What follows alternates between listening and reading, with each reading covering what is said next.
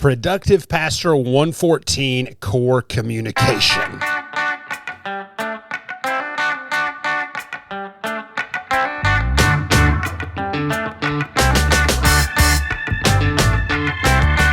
Welcome back, friends. It's Chad Brooks. Time for the Productive Pastor, the place we talk about healthy ministry through strategic productivity. Now, for the last 4 episodes, we've been going into some basic productivity practices and outlooks that I hear and see from tons of pastors. I've experienced it in my own life. They're part of the transition, the change that I'm having to make in my own approach to ministry productivity at this season of life. And all 4 of them are things that I have found to just be remarkably important.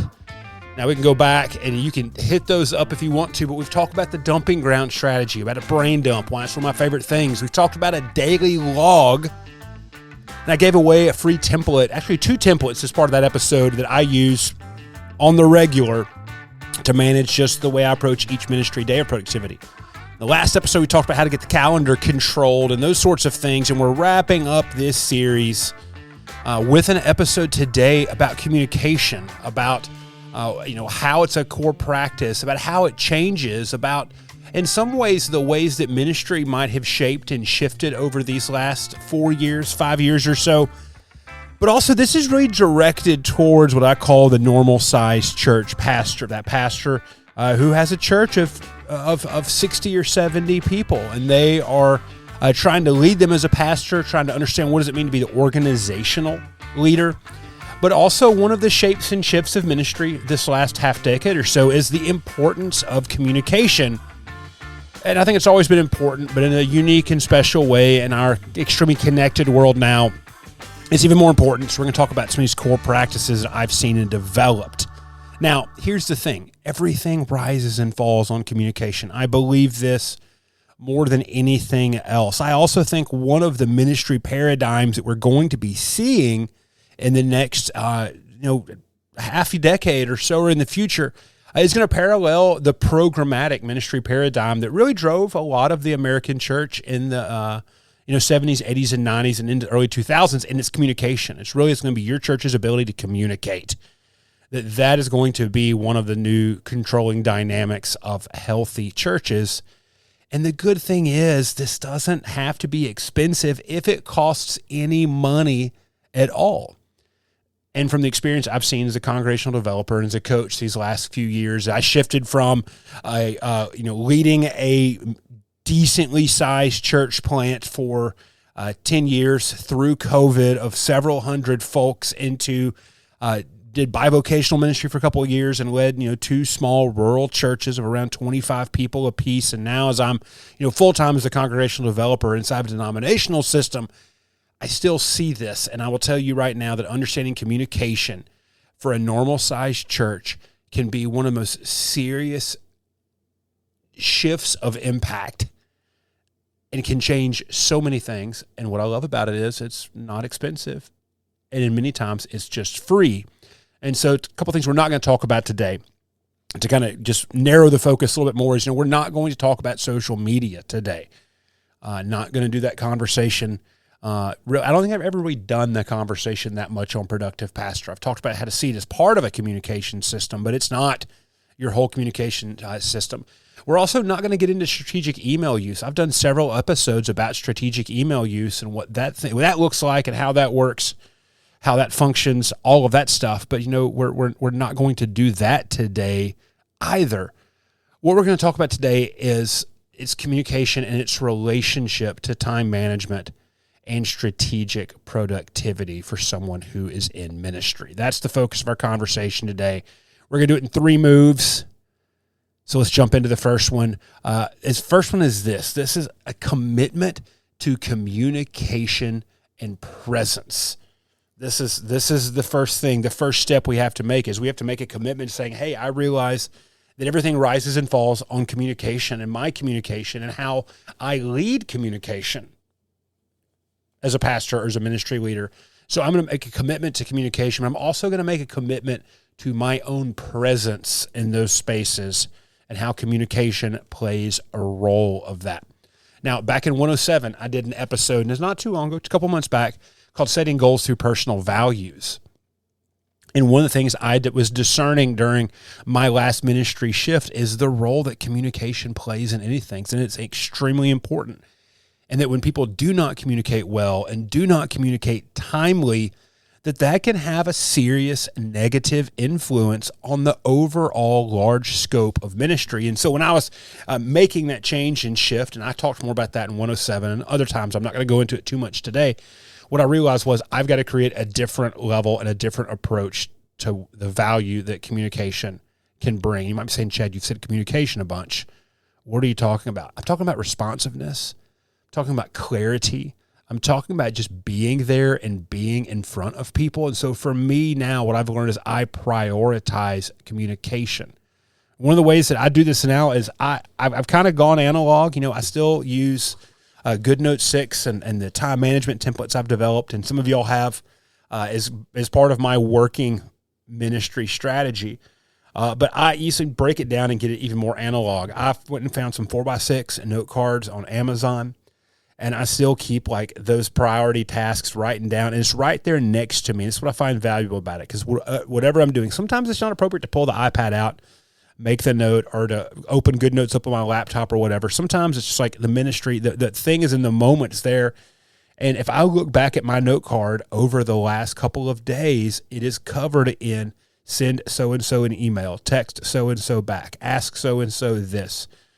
Those sorts of things, that it's just a prioritization for me. And I'll tell you, when I look at what's crossed off the most each day, they're basic level of communication tasks.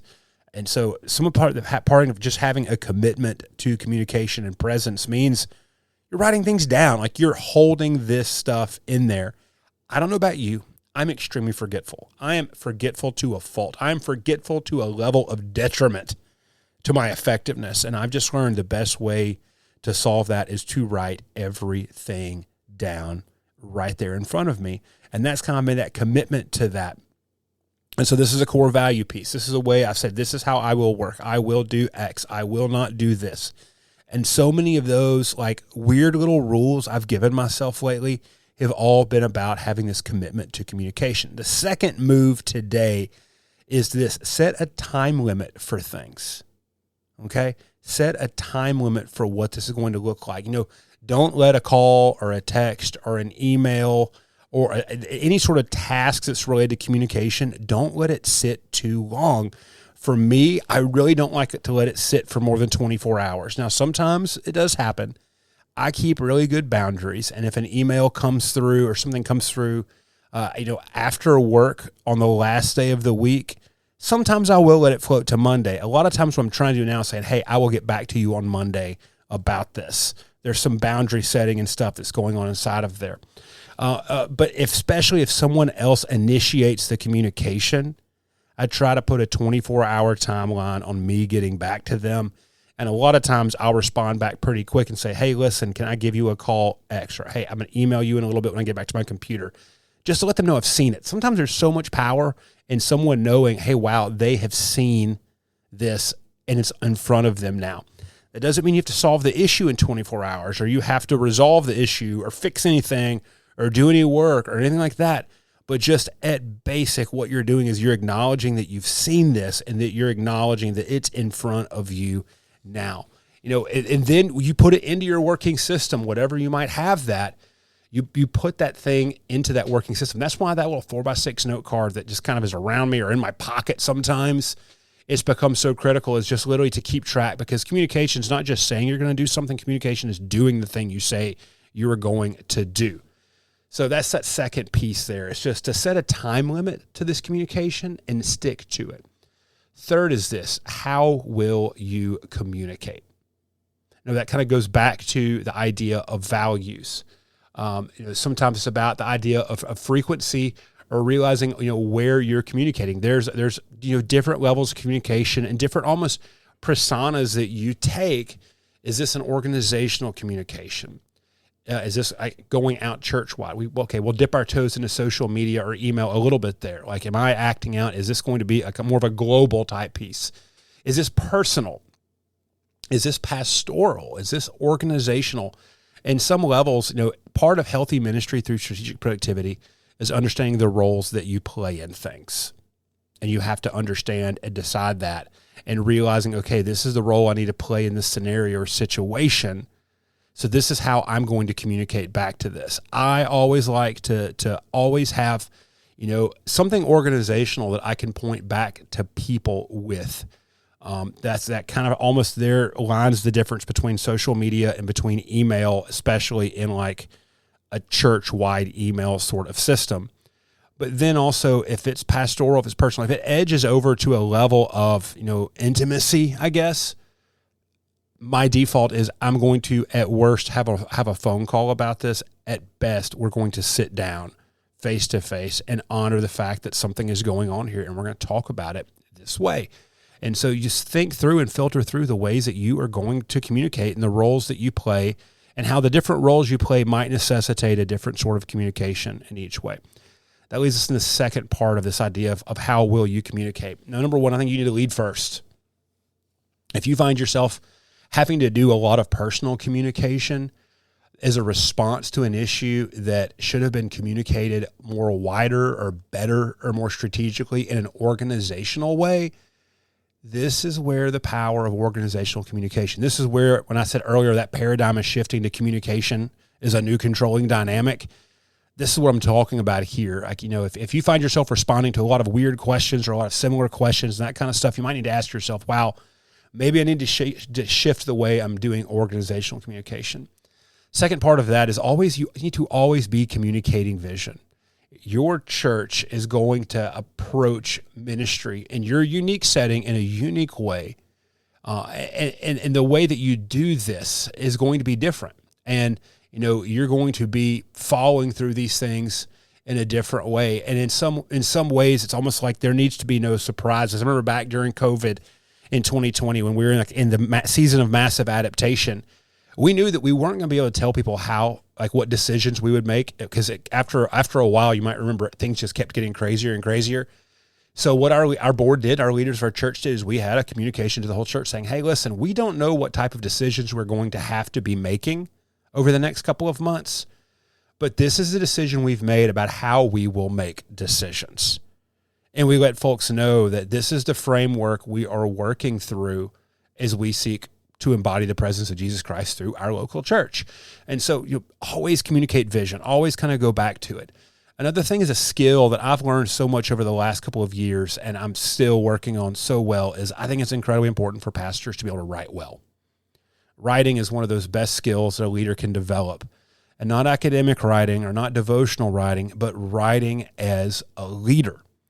And you can't do that until you do it. It's something you just have to do and do and do and do and do. You have to learn how to edit. You have to learn how to refine. You have to learn how to iterate. But learning to write well is just incredibly important. And that leads to the last piece. The church should expect regular communication from you, whether it's at the organizational level or whether it's at the personal level or in any space in between. When the church knows that their leaders are communicating, the church is going to be less anxious and less worried about the things that might come or what might pop up in front. So that's it, core communication skills. And some of this is about the weird, just kind of cultural moment we're in as leaders right now and pastors. And, what does it mean for our churches to, be acting differently, because the world is very different right now. And some of this is about the changing dynamic of what does it mean to be a pastor. I don't think pastors had to think much about communication design 30 years ago. But we didn't have so many avenues to communicate back then. It was preach well, maybe write a church newsletter, and be good one-on-one, and that was it. And now things are very, very different now.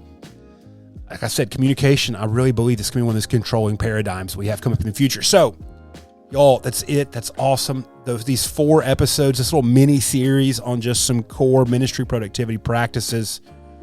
We're done. We're over. We're finished. I'm excited to come back to you in the next episode. Got something really cool on deck, but I'm not going to tell you about it right now. But until then, I'm Chad Brooks. It's great having you here. Hey, go over to the show notes, revchadbrooks.com/PPP/114. You can join the email list there. That's a great way to kind of get more tactical, hands-on stuff. I try to write bi-weekly. Let me just go ahead and say that now. Also, the Productive Pastor community on Facebook. There's over 1,000 pastors there talking about what does it mean to think through healthy ministry through strategic productivity together. So come over and hang out with the crew there. I'm Chad. I'll see you back on our next episode.